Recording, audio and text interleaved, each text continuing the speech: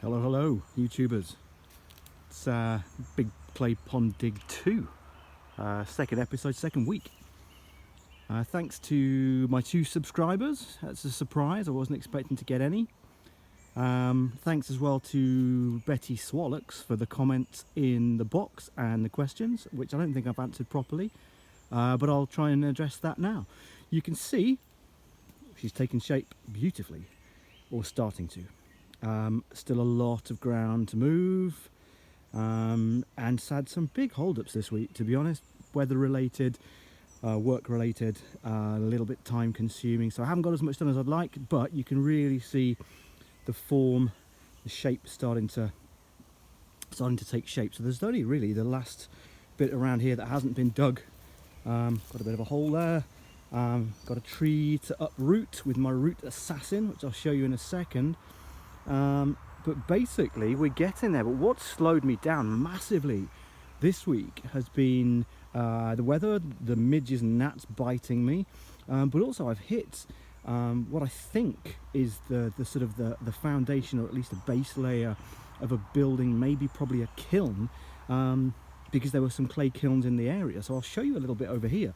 Roots have slowed me down massively as well, because the closer I get to the trees, the more difficult it gets, and I'll show you in a second some of the root stock. But here, and there's quite a few areas like this, where there's just bricks lay down, so about 6-8 inches below the dirt I'm finding this, and I'm hitting these. So my brick stash is getting bigger and bigger. I'm trying to save all the full bricks that I'm recovering. I'm going to build a little sort of kilny fireplace that I'll show you in a while, in an area I'm hoping to turn into a sort of outdoor pubby area for next summer, but that's the plan. So these guys have slowed me down because they've made life very difficult. It's difficult enough, quite frankly, digging through the root bed and hitting heavy clay sort of soil. You can see just how many roots there are. It's yeah, there's no fun in it, but it's doable. It's still doable, you know. It's a huge amount of work, but it's still doable. Here is something I talked about last week, which is the root assassin, and I'll show you the base of this because it is a fantastic. I should have probably got it out sooner, but if I drop it there, you'll see it's a very, very slender, very narrow sort of shovel head. And then if you see at the sides here, the teeth are brutal. They are actually really quite sharp. And so when you drive this down into the ground, it cuts the roots, it assassinates the roots. And it does work. It works very, very well. The closer I've got to the trees, the more I've needed it, the more I've used it. And this area here in particular, and I'll sort of pan out a little bit, this area here, which is where there was a massive puddle previously, has been the most difficult ground to shift, and I'll show you why now, and just a close up here. I think it's called loam, L-O-A-M, and it's basically lots and lots and lots and lots of fibrous root, quite expanded. It's really spongy, and it's quite deep. I mean, it must be 12 or 14 inches deep before you get down to the sort of the lower soil. And it's just a build-up of debris, leaves, roots penetrating it over the years. And the shovel has been great up to this point, but this stuff, it just bounces off. I mean, literally just bounces and springs back. So the root assassin has been cutting it up into sort of manageable chunks, and yeah, I've been removing it with the shovel from there.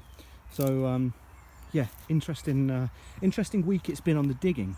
Back to the comments.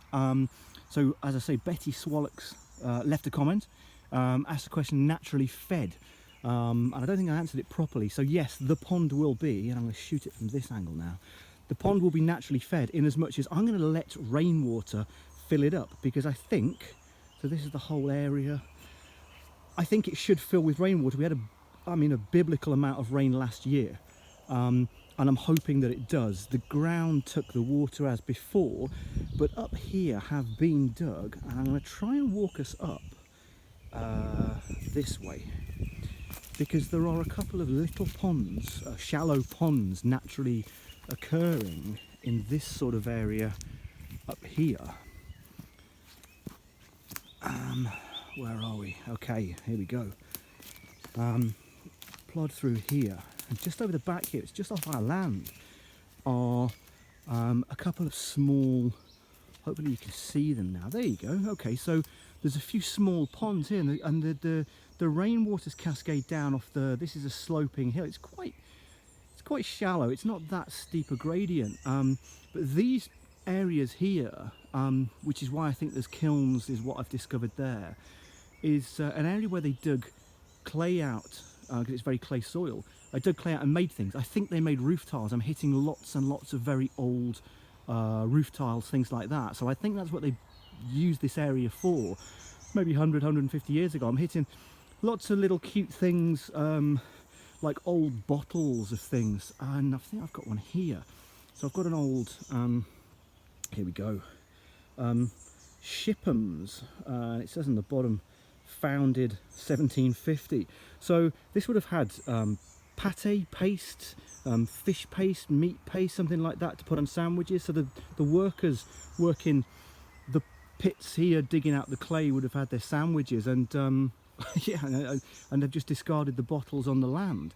So that's great.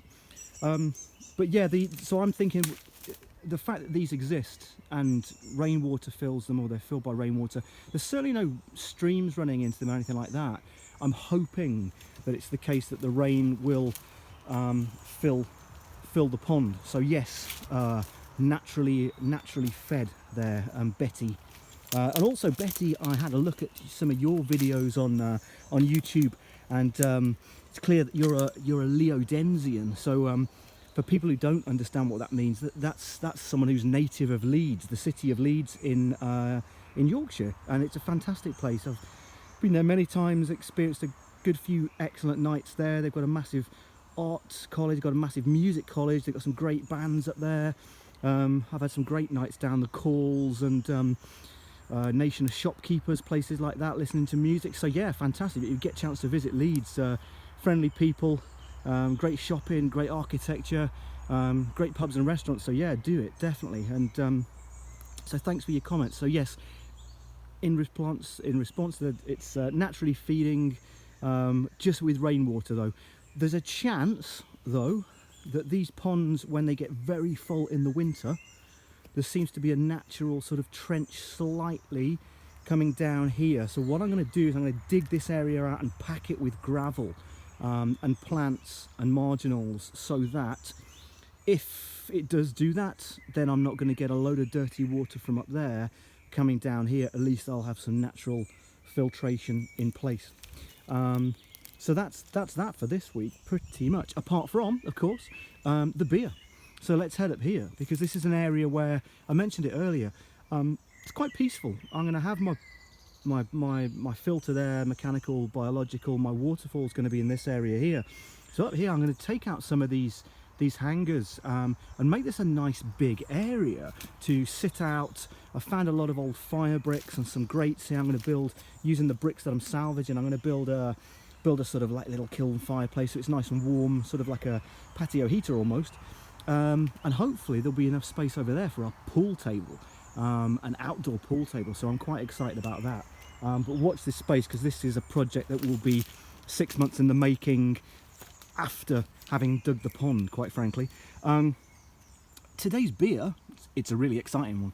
So it's from Thornbridge, and I've gone all professional now and put it on like a little table. And it's a collaboration beer to celebrate their 15th birthday. So it's Myddle with a Y, and it's Thornbridge, who are based in Bakewell, sort of Peak District area. You know, go to Buxton, hang a right on the A6 and you're on the way.